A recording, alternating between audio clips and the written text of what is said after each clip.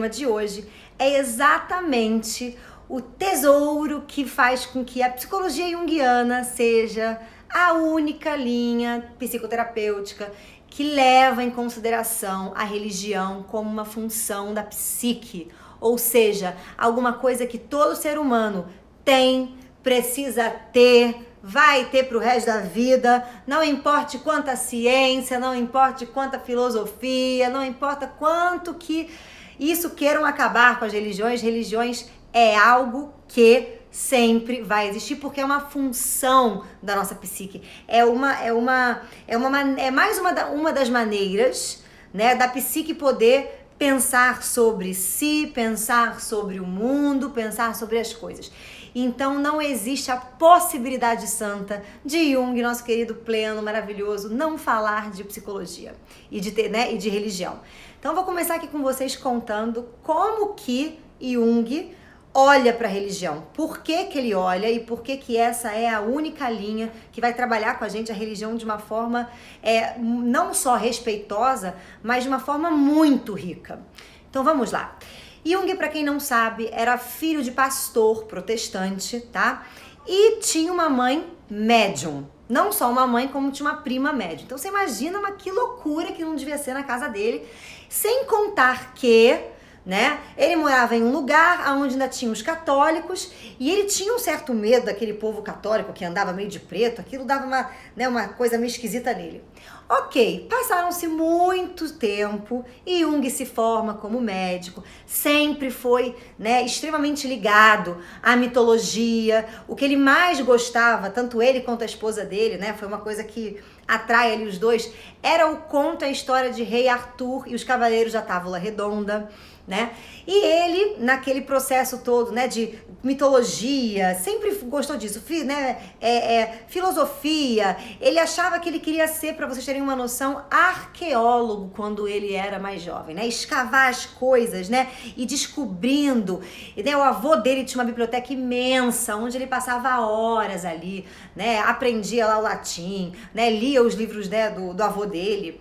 E, enfim, tinha esse pai pastor, que era uma guerra com ele, porque quando Jung ouvia o pai dele falando e dando os sermões, ele olhava para aquilo e falava assim: nossa, parece que o meu pai fala uma coisa que nem ele mesmo acredita.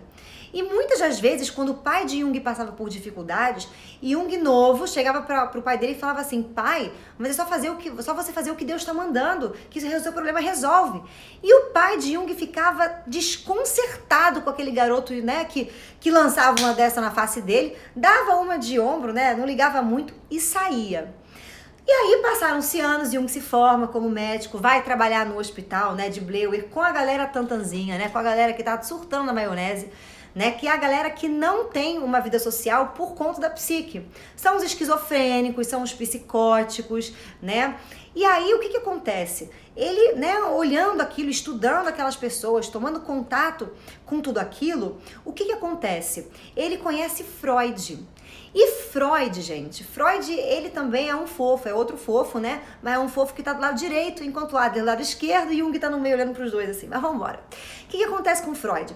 Freud nessa época já era muito mais velho do que Jung e ele descobriu nessa época o inconsciente. Descobriu, né, através dos estudos, Charcot, na França tinha descoberto a hipnose e eles estavam começando a perceber essa camada inconsciente.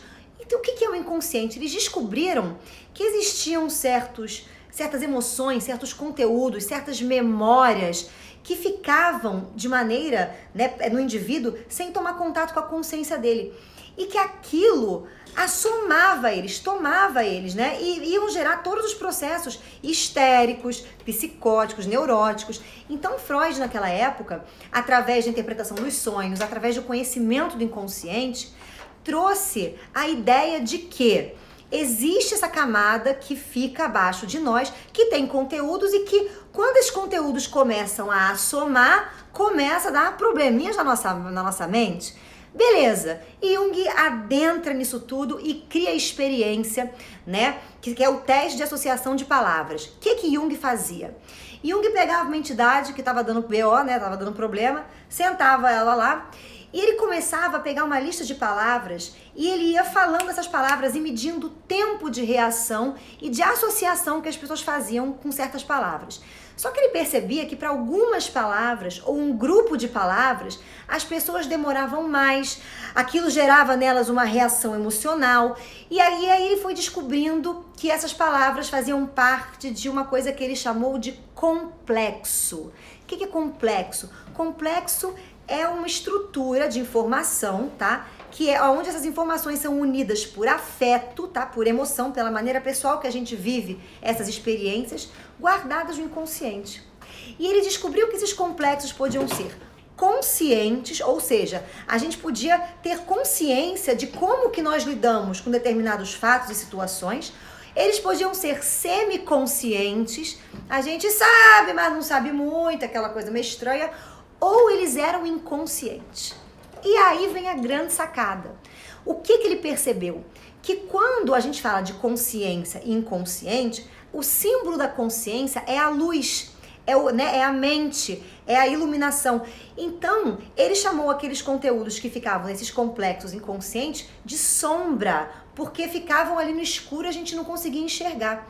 E ele percebeu que esses conteúdos eram compensatórios, ou seja, quando uma pessoa tinha um conteúdo exposto na consciência, mais ou menos consciente, porque a gente é muito mais ou menos consciente das nossas questões, o oposto se constelava no inconsciente, e quanto mais essa pessoa evitava o oposto, mais esse oposto era dotado de energia psíquica no inconsciente.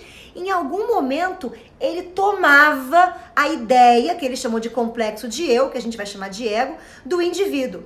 Então é como se eu, Cristiane, né, eu falasse assim pra vocês, eu sou isso, isso, isso, isso, e eu começasse a dizer o que eu sei sobre mim. Só que o que eu sei sobre mim, eu sei muito mais ou menos, né?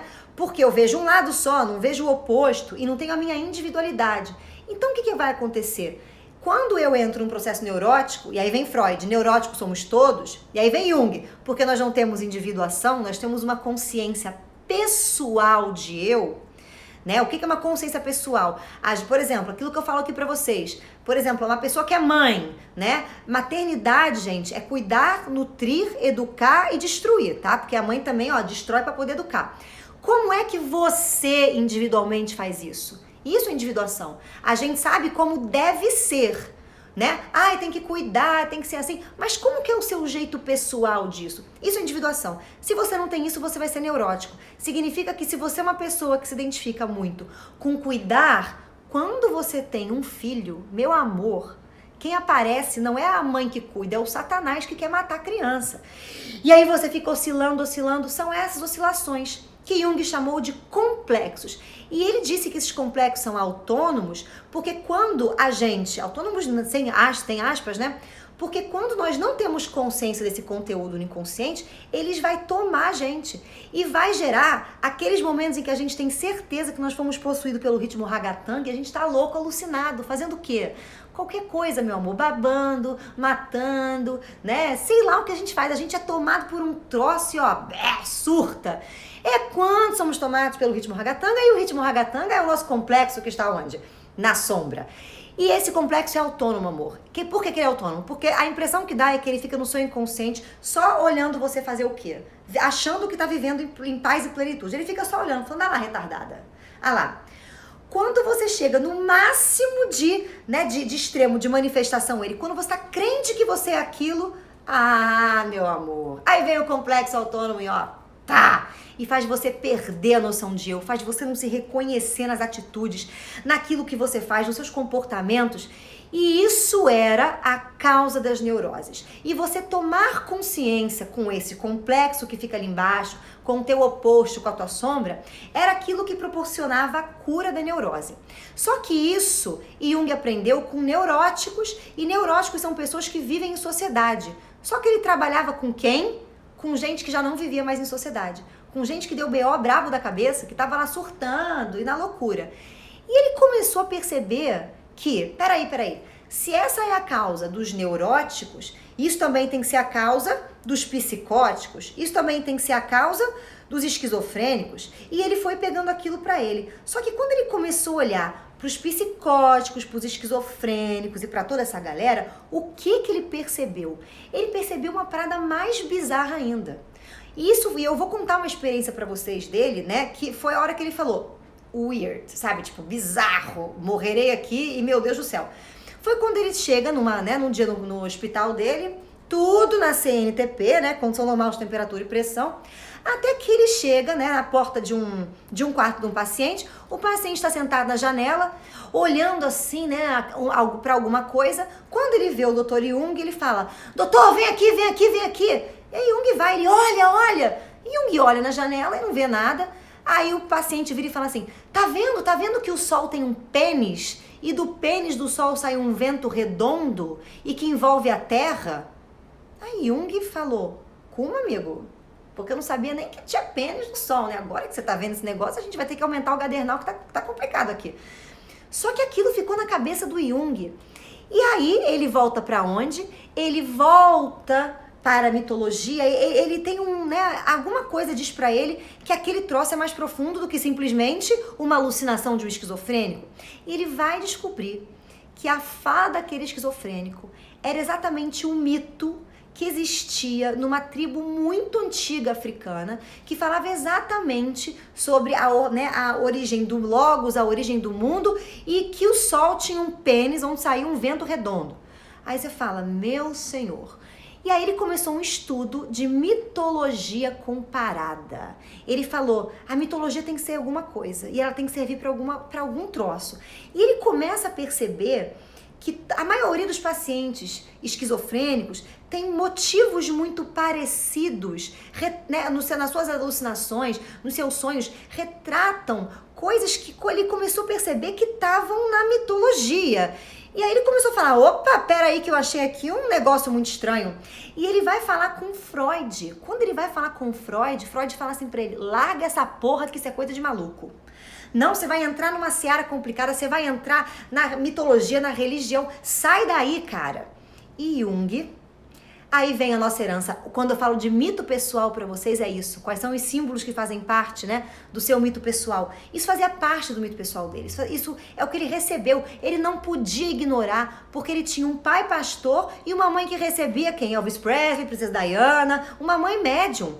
Então ele falou, eu vou olhar. E quando ele rompe com Freud e começa a escrever um livro chamado Símbolo da Transformação, que ele vai não só olhar para a mitologia, mas quando ele olha para a mitologia, imediatamente ele cai aonde? Na religião.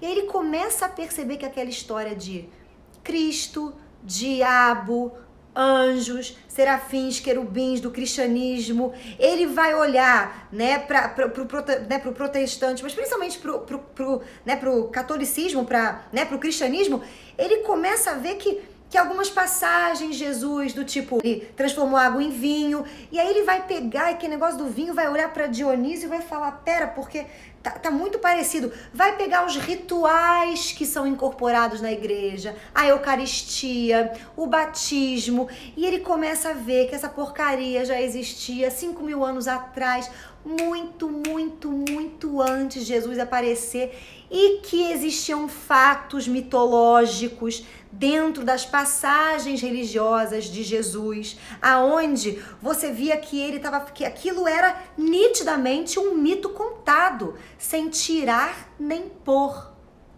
E aí ele começa a olhar para aquilo tudo e fala assim, meu Deus do céu, eu acho que eu tô descobrindo uma coisa que não é tão legal assim, porque eu vou entrar na seara da fé, na seara da crença, na seara e aí aquilo começa a entrar num processo. E o que é que Jung vai fazer? E Jung vai então estudar as tribos primitivas, porque onde é que nasceram as religiões e a mitologia? Nas tribos primitivas, no nosso passado. Então ele vai à África, vai visitar várias tribos primitivas, até que ele começa a observar. E o que é que ele vê numa tribo primitiva? Ele vê o seguinte, ele vê que a tribo funciona assim.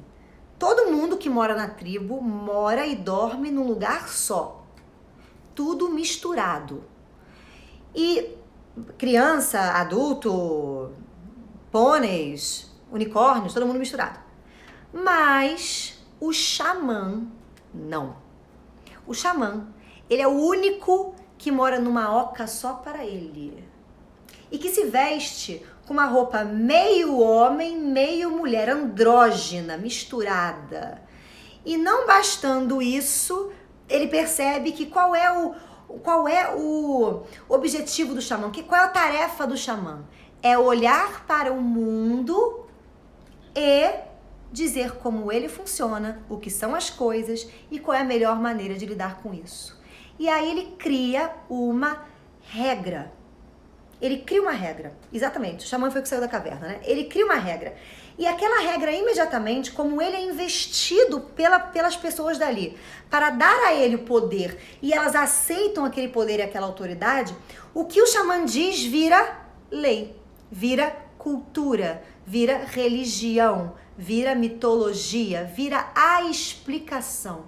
Porque eu falei para vocês que tanto a mitologia quanto a ciência é uma forma da gente explicar o mundo que a gente vive e da gente se relacionar por ele. E Jung sacou isso e olhou e falou, meu Deus. E aí o que começa a acontecer? Eles pegam e assistem a seguinte situação. Uma senhora não conseguia engravidar. E aí ela quer falar com o xamã. Só que quando uma pessoa quer falar com o xamã, o que acontece? Ela não vai na oca do xamã, não vai fazer, né, uma terapia individual. O xamã coloca ela, reúne a tribo inteira, coloca ela na tribo, no meio, ele também entra e aquela pessoa fala do seu problema para todos. Porque lembrem, só tem uma pessoa individualizada na tribo, o resto é tudo boi de manada. E aí ela fala o problema dele. E aí ele pega, e foi isso que aconteceu. O Jung estava na tribo e teve que entrar no balaco, porque ele fazia parte do todo, então entra aí. E ele entrou, e ele assistiu essa cena. O xamã chega até ela, olha, dá uma volta em volta dela, vai até uma árvore fora da roda, volta e diz assim, tá vendo aquela montanha ali? Aí ela diz, aham. Então, os seus pais que morreram, moram lá. E todo dia de noite, eles saem de lá e vêm te visitar. E é por isso que você não engravida. Então, eu vou fazer aqui um muro espiritual, tá? Pra gente poder barrar a entrada dos seus pais e os seus pais não virem mais pra cá. Só que ele fazia esse ritual com a tribo inteira. Então, o que acontecia? Por que dava BO, né? E como é que era o nome dos problemas que aconteciam com essas pessoas? Ou as pessoas, elas tinham perdido a alma quando elas entravam em depressão, tristeza e tédio, ou elas eram tomadas por um espírito de um ancestral. E chamava isso quando a pessoa tinha algum problema. Por quê? Porque o xamã arrumou uma forma que funciona para ele de ver o mundo. E o que ele acha começa a virar coletivo. Mas, meu amor, eu não sou o xamã, você não é o xamã, nós não somos o xamã, eu sou Cristiane, você é fulana, Beltrana, Ciclana. Então começa a dar problema. Ou eu perco a minha alma, ou eu sou assomada por um espírito. Por quê? São coisas que Jung sacou, são complexos que acionam de dentro do indivíduo. Por que acionam de dentro do indivíduo? Porque esses complexos que não estão individualizados vão acionar porque é o processo de consciência e você não pode estagnar a consciência. Então isso vai acontecer no pessoal da tribo. E conforme aquilo vai dando problema, aquele xamã morre, outro xamã nasce, olha para aqueles outros problemas e ele se relaciona pessoalmente e aí ele cria uma outra forma, ele cria outras razões e aquela sociedade evolui porque ele resolve os problemas do outro. E assim vão os xamãs. Só que nós não somos os xamãs. E nós, a partir do momento em que alguma coisa exterior é colocada sobre nós como uma verdade, isso, meu amor, é como você pegar a sua individualidade e apertar o pescocinho dela assim, ó.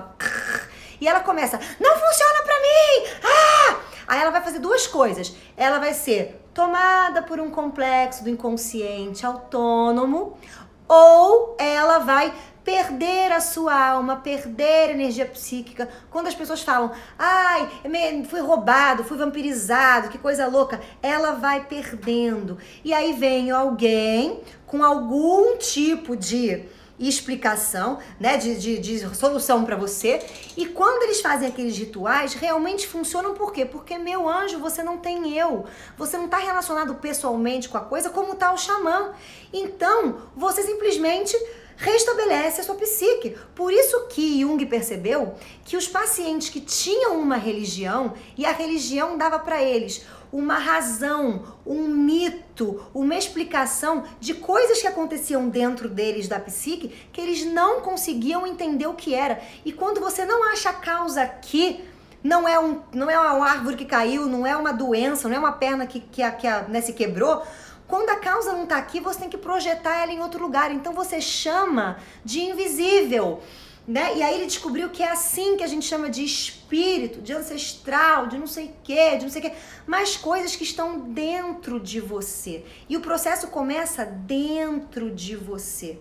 E aí ele vem dizer que a sociedade ocidental hoje tem uma morte do feminino e uma morte da religião, porque a religião é o feminino, né? Eu vou explicar isso na aula que a gente vai dar gratuita sobre o feminino. Depois eu explico como é que vai ser, tá, gente? Mas isso é o pensamento feminino, do simbólico, de você se relacionar. Por isso que é o princípio do Eros, que eu venho falando pra vocês. E que o ocidental matou, porque o ocidental, quando começou a ciência, a consciência começou a sonar no ocidente, a gente olhou pra história de Adão e Eva e falou assim, essa porra não existe. Porque, porra, é impossível, entendeu? Um homem e uma mulher, e da costela de um homem saiu uma mulher, e esses dois só tiveram Caim e Abel, sendo que Caim matou Abel, então só sobrou quem? Só sobrou Caim, e esta porcaria ter dado origem à humanidade inteira não tem o menor sentido, porque imagina só como é que deve ser a cara de Adão e Eva para dar um louro, um moreno, um ruivo, um japonês, um negro, mas que raio que deve ser Adão e Eva. E detalhe, e ainda está na Bíblia, que depois que Caim mata Abel, ele fica culpado e ele sai da sua cidade, aonde ele vai para uma outra cidade e se despoja de uma mulher. Gente, se fosse só Adão e Eva e aquela coisa toda, uma pessoa, primeiro que Caim comeu a própria irmã, de alguma forma, casou com a própria irmã, que coisa absurda. E detalhe, né? Uma pessoa perdida em um lugar não é uma cidade, é uma pessoa perdida mesmo, entendeu? É só isso, não tem cidade. Então você começa a ver que tem um caráter simbólico essa linguagem. É impossível alguém acreditar que uma pessoa foi comida por uma baleia e foi cuspida numa praia. Isso não tem o menor sentido. Se você é comido por uma baleia, meu querido, você morre no suco gástrico da baleia. Então assim, e aquilo começou a gerar um processo. E aí o ocidental olhou para aquilo e falou, vamos trabalhar com a ciência. Pum! Aí vem Kepler, vem Galileu, vem o povo todo e vai massacrando a ciência, a religião. Só que a religião, gente, ela não trabalha com fatos, ela trabalha com símbolos. Por isso que Jung descobriu que em todas as religiões, né, todas, catolicismo, o hinduísmo, o budismo, o espiritismo, os evangélicos, os judeus, todas as religiões falam em verdade de símbolos, de coisas que acontecem aqui dentro e que você vai ter que se relacionar pessoalmente. Mas quando você não se relaciona pessoalmente, você faz o quê? Você projeta pra fora, você dá nome pra esses bois, entendeu? E aí a religião passa a ser simplesmente uma coisa que faz com que você continue mantendo complexo no inconsciente, complexo na consciência, com que te dê o que a gente chama de paz, tá? Com que te dê uma serenidade, porque o ritual faz você voltar, tá? Pro processo que você estava antigamente, que é onde você vive com as suas crenças, com a sua consciência pessoal. Só que a religião é a coisa mais importante que existe no mundo. Se você entender que você tem que se relacionar com os símbolos, que não é questão, você não tem que comprovar se existe vida após a morte, céu, inferno, se Deus é um homem, uma pomba, um girassol, não importa. O que importa é a simbologia daquilo e que aquilo é alguma coisa é uma simbologia que esteve em todos os povos e que sempre vai ter, porque ela é coletiva, ela fala do que é o ser humano e dos símbolos, das manifestações do ser humano e do ganho de consciência e da manifestação do seu eu. Então você tem o arquétipo de Cristo, o arquétipo da ressurreição ou reencarnação. Você tem o arquétipo de ser tomado pelo demônio. Você tem o arquétipo do demônio te tentando. Você tem o arquétipo do batismo, que é você se transformar. Você tem vários. E tudo isso, gente, tá na mitologia grega, romana, hindu, egípcia, dos sumérios, todas as mitologias. Só que em vez de a gente chamar de deuses, a gente chama de uma coisa só. E a gente vai dando meus bois. Sempre existiu ser tomado por um espírito, perder a alma, porque são coisas que acontecem de dentro que a gente não tem a menor ideia do que é. E se a gente não se relaciona com os nossos demônios, com os nossos espíritos que nos tomam, com a nossa alma que foi perdida, com o nosso Deus, com os nossos símbolos, você não ganha eu, você não faz a religião alguma coisa individual para você. Mas quando você faz isso, você se torna uma pessoa com autoconhecimento, porque autoconhecimento é uma coisa abstrata e real. Ela une o psíquico, ela é através do símbolo, é você se relacionando com o símbolo das coisas. Um símbolo chamado ciência, um símbolo chamado maternidade, um símbolo chamado ser filha, ser mãe, ser esposa, ser marido, ser profissional. É você se relacionar com isso, é você se relacionar, né, com a maneira pela qual você vai entendendo isso e você vai achando o seu eu.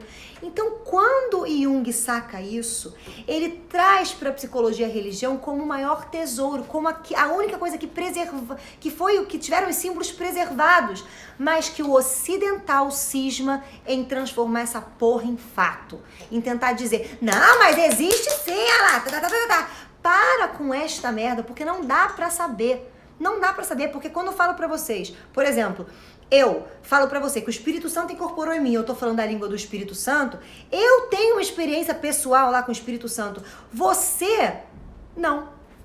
Então você, só assim, aquilo aconteceu comigo, você tem que ter a sua. E a sua vai ser diferente da minha. Eu sou tomada e falo larará, xarará, xavarará. Você faz de outra forma. E aí você vai começando a entender isso e vai vendo que se é, se não é, se tem, se não tem. Você não pode pegar a ciência e ir lá olhar, porque você vai matar o símbolo.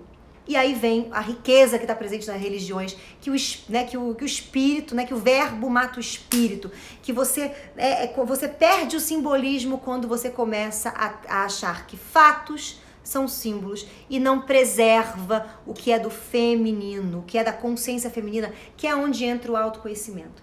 Então Jung, quando sacou isso, ele trouxe essa maneira e ele percebia várias vezes que uma pessoa, né, por exemplo, uma criatura, né, que entrava no consultório dele para fazer terapia, quando não tinha religião, estava sem sentido existencial. Porque o sentido existencial, gente, não é você dizer que você vai morrer, vai para não sei para onde, que tem que servir a alguém. Não, mas o sentido existencial é uma mitologia, porque a mitologia dá sentido à vida. É uma história que você traz para a tua vida e aquela história vai te guiando. Mas se você não se relacionar com os símbolos dessa história, você tem uma religião, você não tem religiosidade. Você é espiritualista, mas não tem zero de espiritualidade. Zero. Então Jung fazia muitas vezes isso. Ele tinha um paciente dele que vinha e estava com conflito e não entendia. E ele perguntava, mas qual é a tua religião? Eu sou católico. Então o senhor vai se confessar com o padre. O senhor vai lá porque eram aquelas pessoas que muitas vezes não iam fazer autoconhecimento, porque não entendiam o que era se relacionar com o símbolo. Então, para a pessoa poder acalmar e viver, ele mandava a pessoa se confessar. Só que o autoconhecimento é essa relação com os símbolos. E o que preserva o símbolo na nossa sociedade são as religiões, são as mitologias, são os contos de fadas, é uma astrologia, né? Mas não adianta você ir saber só disso. Não adianta você ir estudar religião. Eu conheço muita gente que, eu vou estudar religião, e conhece todas as religiões de cabo a rabo, mas ela nunca se relacionou com nenhum símbolo da religião. Ela nunca se relacionou com um demônio que mora dentro dela. O que é esse demônio? O que está aqui presente esse demônio? Quais são os conteúdos da minha sombra que fazem parte do demônio. E por que estão na sombra? Por que eu não consigo entender que eles são a mesma coisa? Por que eu não aceito? Qual é a cultura que eu estou imerso que diz que isso tem que ficar na sombra? E quando eu me identifico com a sombra, por que eu fico culpado? Por que eu me sinto tomado pelo demônio? Então a gente começa a entender que religiosidade e religião tem um abismo de diferença. Eu conheço milhões de religiosos, mas se eu disser pra você que eu conheço 2, 3 pessoas que têm religiosidade, eu tô falando pra vocês que eu conheço muita gente com religiosidade, né? Porque já é muito, porque é difícil ter religiosidade, porque o símbolo é importante de ser preservado e ser relacionado, e se relacionar com o símbolo é o trabalho de autoconhecimento, é um trabalho de pensar, de quebrar crenças e valores, de ter a coragem de assumir a responsabilidade, parar de delegar para o astro. Ah, não, eu tô assim porque Mercúrio tá retrógrado. Caceta que Mercúrio tá retrógrado. É a mesma coisa que você tá assim porque eu tô tomado pelo diabo, porque não sei quem tá me tentando. Isso tá dentro aqui, ó. Não tá conscientizado, não tá individualizado. Então isso vai acontecer. Então Jung reúne esses símbolos da religião e ele diz: religião não funciona mais no Ocidente por conta da ciência e do nosso nível de consciência. O que funciona é você buscar uma vida interior, é você preservar os símbolos, é você se relacionar com eles, porque desse produto você vai ganhar o seu eu, você vai preservar. E aí ele continua: e não adianta você querer achar que a religião responde à vida pós-morte, o que acontece, porque não existe, porque o mistério é o barato da vida. Sem o mistério, nossa consciência não progride. Sem o mistério, nós não ampliamos a maneira de ver. Sem o mistério, nós não criamos nada. É o mistério que movimenta a nossa vida. É exatamente o mistério que faz com que nós damos sentido à vida. Então, o mistério sempre vai existir, como sempre existiu. Mas os símbolos sempre vão mostrando pra gente como que a consciência do homem e como que o homem, através de um processo coletivo de evolução, foi se relacionando com esse mistério de diversas outras maneiras. Aí você vê as religiões modificando-se, elas ampliando. Aí você vê já o Papa Francisco falando: gente, Adão e Eva é só alegoria de imagem, tá? Não tem Adão, não tem Eva, não tem essa porcaria, tá? E você começa a ver que a religião é o simbólico sempre presente na alma humana e que você não pode transformar símbolos em fatos, porque você mata a única coisa que te dá autoconhecimento, que é o relacionamento com o símbolo. Então, isso é religião na visão da nossa psicologia.